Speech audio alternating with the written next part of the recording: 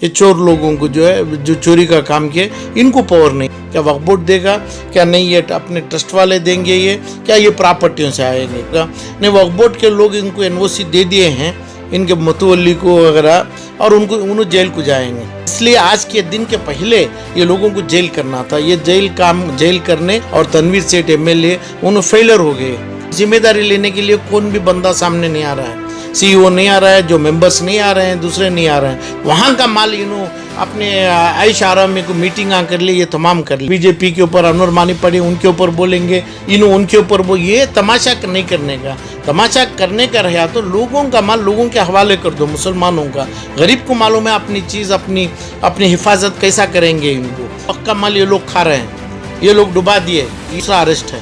अब इतना बड़ा चीटिंग घोटाला किए, अरेस्ट होने से अकेले 2-3 कमेटी मेंबर्स नहीं होते हैं, यानी मेडिकल ट्रस्ट वाले। इनके साथ जितने वक्के हैं पूरे सीईओ होंगे, मेंबर्स होंगे, इन्हें पुराने वो टेम्पो के कोने पूरे 20-50 आदमी तो अरेस्ट होते हैं। अरेस्ट होना चाहिए। मैं सईद नूरान और आप देख रहे हैं आपकी आवाज़। आज हमारे साथ आलम पाशा जी मौजूद हैं, तो चलिए इनसे बात करते हैं। सर, जैसे कि आप भी जानते हैं और कई सारे हमारे व्यूअर्स भी जानते हैं कि आज वो दिन है जब वफ़ के लिए एक बहुत ही नाकामी का दिन है, और हमारे पूरी मुस्लिम कौम के लिए एक बहुत ही शर्म की चीज़ है जब एक ईदगाह की प्रॉपर्टी और एक ऐसी प्रॉपर्टी जो हमारी मुस्लिम कम्युनिटी को बिलोंग करनी थी, उसकी आज नीलामी हो रही है हमारे कौम के लोगों से। इसके बारे में आपका क्या कहना है? देखिए, जो नीलामी है आज पीर के दिन का, इसमें प्रॉपर्टी सेल पावर देना चाहिए। सेल पावर जो मेरे को मिलता है ना, मैं लस्सी जो ये चोरी का काम किए, जो लस्सी बन के ये ट्रस्ट वाले, इसमें एक है अपना boys and girls school orphanage, एक है जो तनवीर सेठ बिलोंग करते हैं। ये नहीं है इसमें। ये है एजुकेशनल ट्रस्ट, कोई मेडिकल वगैरह कुछ करते हैं रिहाउल के नाम से। ये ट्रस्ट के ऊपर नीलामी है आज। और ये बैंक का मसला भी जो है, बैंक का जब तक सेल पावर जो आदमी को मेरे वो ट्रस्ट को सेल पावर वक्त से दिए होंगे, कंसेंट लेटर दिए होंगे बेचने का, और एनओसी दिए होते हैं, हमारी प्रॉपर्टी क्या भी कर सकते हैं, यानी ये लस्सी वो राइट्स दिए होते हैं बैंक को। ये तमाम नहीं है इस पर, तो इसलिए बैंक को बड़ा मुश्किल होगा। बैंक को बहुत बड़े ये कर दिए, धोखा दे दिया। बैंक को ही मुश्किल है। ये नीलामी होना बड़ा मुश्किल है। ऐसा नहीं है कि भाई 35 करोड़ रुपया जब तक अभी बढ़ता ही रहता है पैसा, 40 करोड़ रुपया इनको आना एक प्रॉपर्टी से, डेवलपमेंट भी होगा। बहुत कम लोग बिड करेंगे, क्योंकि इसमें टाइटल की बात आती है। टाइटल जो है, टाइटल एकदम जो सेल पावर वक्त को होना चाहिए। वक्त को खुद बोर्ड को सेल पावर नहीं है, और लस्सी को नहीं है। ये ट्रस्ट वालों को, ये चोर लोगों को जो है, जो चोरी का काम किए, इनको पावर नहीं है। ये दोनों को जब पावर नहीं है तो वक्फ बोर्ड अपने बैंक को पावर नहीं आता है। समझ, अभी ये तो सरफेस एक्ट में चलेंगे, उसके बाद तमाम होगा। मगर बैंक का पैसा तो देना फेरना है, क्योंकि गलत सरासर गलत है। मुसलमान बहुत बदनाम हो जाएंगे। 40 करोड़ रुपया आप बोलते हैं मुसलमान की प्रॉपर्टी, बैंक को जो चुना लगे, बैंक का पैसा वो भी पब्लिक पैसा है, सरकारी पैसा है, लोगों का पैसा है। ये जो उसमें भी बहुत ज़्यादा बदनामगी हो जाएंगे। तो ये पैसा कोई ना कोई बंदा देना ही है। क्या वक्फ बोर्ड देगा? क्या नहीं, ये अपने ट्रस्ट वाले देंगे? ये क्या ये प्रॉपर्टियों से आएंगे? तो इसमें वक्फ बोर्ड दे ही नहीं सकता, क्योंकि तो वक्फ बोर्ड इनको एनओसी नहीं दिया होगा। नहीं, वक्फ बोर्ड के लोग इनको एनओसी दे दिए हैं, इनके मतवल्ली को वगैरह, और उन्होंने जेल को जाएंगे। तो मैं इसलिए आज के दिन के पहले ये लोगों को जेल करना था। ये जेल करने, इनको जेल पार करने, वो एरिया के एमएलए और वक्फ बोर्ड के जो जिम्मेदार हैं, बहुत से मेंबर्स हैं, सीईओ और तनवीर सेठ एमएलए, उन्होंने फेलर हो गए। खाली अपनी बात अपना दूसरे बयानात में रह गए। इनके ऊपर तुरंत जेल करना था आज के दिन तक। आज के दिन जेल में होते तुरंत, यानी जो एरिया मैजिस्ट्रेट के सामने इनको लेके जा सकते थे। इन्हों गलत करेंगे तो वो भी एक वजह हो सकती थी अपना ये सेल बंद होने के लिए। इसके बावजूद भी सेल नहीं होगा, क्योंकि 35 से 40 करोड़ रुपया लगाएंगे, डालना, लोग पैसा देना है, परचेज करना है, बहुत ही मुश्किल की बात है ये। जब एनओसी नहीं है उनसे, अब ये चोरी के एनओसी, अब इन्होंने खुद भी लेटर कुछ लिखे होंगे, वो उसके तहत, ये टाइटल के तहत टाइटल ट्रांसफ़र होना, तब भी प्रॉपर्टी का ये बिक के पैसा आता है। तो इसलिए नीलामी हो या ना हो, बैंक को पैसा जाना है। और नीलामी इतना आराम से होती नहीं है। करो या ना करो। तो इसलिए ये लोगों को पहले जेल पार करना था, यानी एफआईआर लगा के चार्जशीट बनाए, अभी तक कर सकते थे।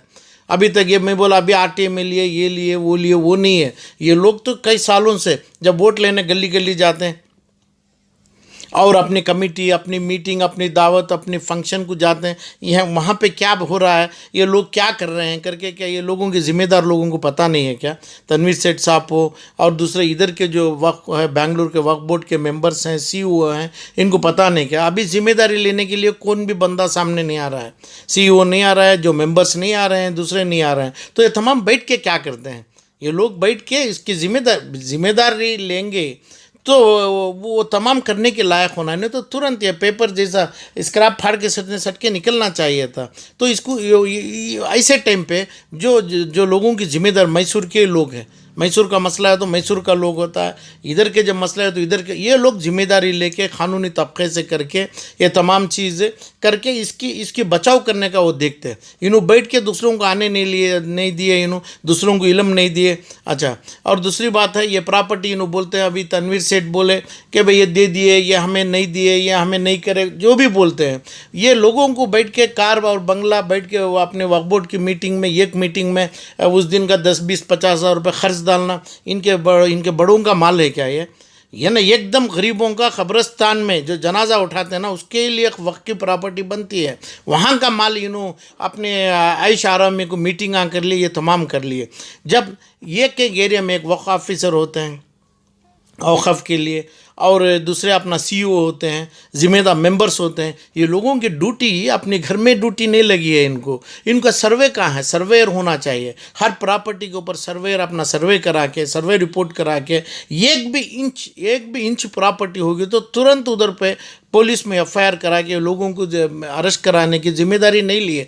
जब जिम्मेदारी नहीं लिए, सिर्फ पॉलिटिक्स बात करना, अब ये कब ये बीजेपी के ऊपर अनवर मानी पड़े, उनके ऊपर बोलेंगे, उनके ऊपर ये तमाशा नहीं करने का। तमाशा करने का रहा तो लोगों का माल लोगों के हवाले कर दो, मुसलमानों का। गरीब को मालूम है अपनी चीज़, अपनी हिफाजत कैसा करेंगे। इनको कोई जगह एजुकेशन इदारे नहीं। अभी समझो ये डीजेएलई केजीएलई में इतना बड़ा मसला हुआ, इस पर इतने हज़ार ज़मीनात हैं, इतने लाख करोड़ के रुपए हैं कि प्रॉपर्टीज़ पड़े।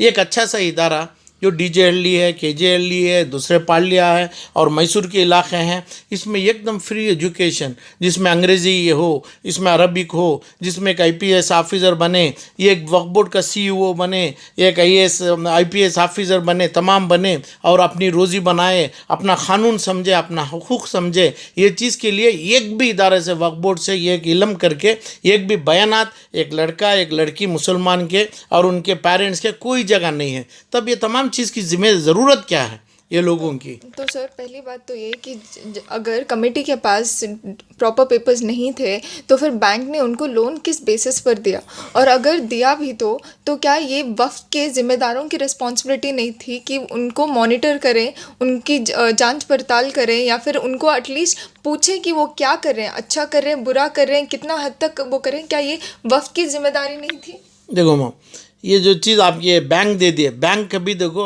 अग्रीड है, अप्रेस में है।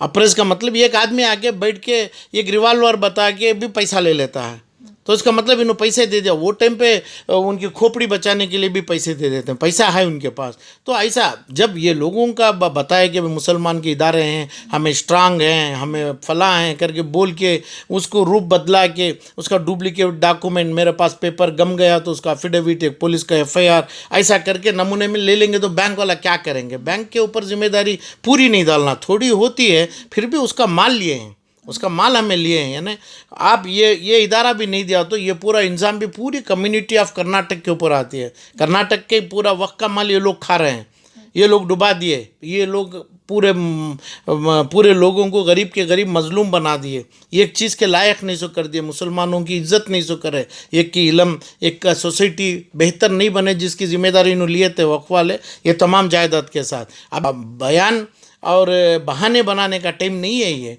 इसमें ज़िम्मेदारी लेने का टाइम था।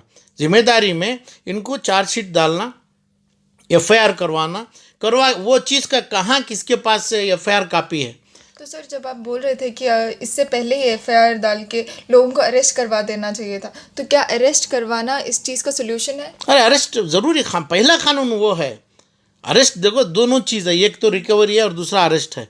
अब इतना बड़ा चीटिंग घोटाला किए, अरेस्ट होने से अकेले 2-3 कमेटी मेंबर्स नहीं होते, यानी मेडिकल ट्रस्ट वाले, इनके साथ जितने वक्के हैं पूरे सीईओ होंगे, मेंबर्स होंगे, इन्हें पुराने वो टेम्पो के कोने पूरे 20-50 आदमी तो अरेस्ट होते हैं, अरेस्ट होना चाहिए, वो होंगे। सर तनवीर सेठ जी जो इस सारी चीज़ को बाहर लाने की कोशिश कर रहे हैं, तो उनका इन्वॉल्वमेंट इसमें कितना है? नहीं, सेठ साहब एमएलए साहब बाहर लाएंगे तो अभी तक क्या करते थे, इनके वालिद के ज़माने से पूरा कर्नाटक में चल रहा है, वक्त के फादर हैं वो, मगर उनका एक भी सेंट माल वक्त में दिए नहीं है। अजीत सेठ साहब भी उनके ग्रैंडफादर का एक भी थोड़ा भी माल नहीं है। किधर भी कहाँ पे एक एफआईआर बना है, इसका सोल्यूशन एफआईआर है पहले, उसके बाद स्पेशल कोर्ट है, उसके बाद जब जिम्मेदार नहीं है, इन्होंने जिम्मेदारी नहीं ले सकते, अपना सीट अपनी कुर्सी छोड़ के जल्दी उधर से भागना चाहिए इन्हों, उसके बाद काम हो जाएगा, काम मुसलमानों को हक मुसलमान को आ जाएगा। अब इनकी जो बात है, इन्हों अभी आए अभी बोल रहे हैं। आज एक प्रॉपर्टी नीलाम होने के लिए खड़ी हुई है, कल कितने सारी प्रॉपर्टीज ऐसे ही नीलाम होने के लिए खड़ी होगी? बहुत ज़्यादा है जो अभी क्लेम कर रहे हैं, 2 लाख करोड़, 4 लाख करोड़, 5 लाख करोड़ इलीगल है। ये दोनों जब करे तो कानून साथ नहीं देगा। इसके जिम्मेदार अभी तक आप जो पूछे इस अंदाज पे 25 साल से यानी 20 साल से जितने लोग आए लीडर, जो मुसलमान के लीडर, उनका ड्यूटी क्या है? एक ही बयान 20 साल से देते आ रहे हैं, वही बयान का एक पेपर दे देंगे। अपना पॉलिटिक्स है, अपना बिजनेस का तिजारत है, इसको वक्त के प्रॉपर्टियों से कन्वर्ट करें। उन वक्के का गौसिया कितनी बड़ी जगह, कॉलेज की आलमीन और दूसरे मदरसे, ऑर्फनेज और वेस्टर्न सिटी मार्केट, ये तमाम चीज़ें, तो इसलिए इसके कानून के सामने ही लाना पड़ेगा। एफआईआर इज़ द पहला मसला, special court is the final, और प्रॉपर्टी कभी भी काम भी नहीं जाएगी। और बैंक को जो पैसा नीलाम करेंगे तो भी वापस ले सकते हैं, पर बैंक का पैसा ज़रूरी फेरना ज़रूरी है। तो मतलब कमेटी मेंबर्स या वक्त इस जो भी लोन लिया है उसके पैसे फेरना चाहिए ज़रूर, बेशक ये तो पब्लिक का पैसा है, ये आपके भी बड़ों का पैसा है, आपको पता नहीं, बैंक में डिपॉजिट रखते हैं, वही पैसा इनको देते हैं। तो तमाम खा गए मुसलमानों को, आप खूम को, पूरी खूम को क्यों बदनाम करेंगे हमें? यानी इंडिया गवर्नमेंट से स्टेट यानी हाई कोर्ट और सुप्रीम कोर्ट के आगे मुसलमानों के लिए बेइज्जती करेंगे, इन्हों बदनामी का पूरा धब्बा लगा देंगे। ये क्यों करें? पहले प्रॉपर्टी लिया और ये पैसे का भी धब्बा मुसलमान कम्युनिटी के ऊपर नहीं आना चाहिए। उसका पैसा फेरने के लिए ये लोगों को जेल में डाल के उनके पर्सनल प्रॉपर्टी अटैचमेंट का कोर्ट में दावा करना है। यानी बैंक को पावर नहीं है ये दूसरों का प्रॉपर्टी लेना, कोर्ट में दावा करके ये पैसा बेच के उनको देना पड़ेगा। जैसे आलम पाशा जी ने कहा कि वफ़ की प्रॉपर्टी ही रहेगी, ये कमेटी मेंबर्स या फिर जो भी ज़िम्मेदारान हैं जिसने ये लोन लिया था उनकी ज़िम्मेदारी होती है लोन को फेरने की और वफ़ की प्रॉपर्टी, हमारे एंसेस्टर्स की प्रॉपर्टी को बचाने का। तो आप बने रहिए आपकी आवाज़ के साथ। मैं सैयद नूरान।